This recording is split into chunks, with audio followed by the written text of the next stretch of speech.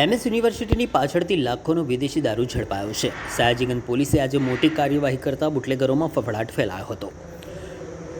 MS યુનિવર્સિટીની પાછળના ભાગેથી post office પાસેથી પોલીસે બિનવારસી હાલતમાં પડેલી એક કારમાંથી વિદેશી દારૂનો મોટો જથ્થો ઝડપી પાડ્યો છે। પોલીસ સ્ટાફને મળેલી ચોક્કસ માહિતીને આધારે યુનિવર્સિટીની પાછળના વિસ્તારમાં વોચ ગોઠવવામાં આવી। તપાસ દરમિયાન ત્યાં શંકાસ્પદ અને લાંબા સમયથી બિનવારસી હાલતમાં પડી રહેલી એક કાર મળી આવી। પોલીસે જ્યારે આ કારની તલાશી લીધી ત્યારે કારની અંદરથી ગુપ્ત રીતે સંતાડી રાખેલી વિદેશી દારૂની નાની મોટી બોટલો ભરેલી કુલ 34 પેટી બોક્સ મળી આવી હતી। પોલીસ દ્વારા દારૂના વિશાળ જથ્થો સહિત ગુનામાં વપરાયેલી બિનવારસી કારને પણ કાયદેસરની કાર્યવાહી હેઠળ જપ્ત કરવામાં આવી છે। આ દારૂનો જથ્થો વડોદરામાં કોના દ્વારા મંગાવવામાં આવ્યો, કારનો અસલી માલિક કોણ છે અને બુટલેગરો આ જથ્થો ક્યાં સપ્લાય કરવાના હતા તે દિશામાં પણ સયાજીગંજ પોલીસે સઘન તપાસ શરૂ કરી છે।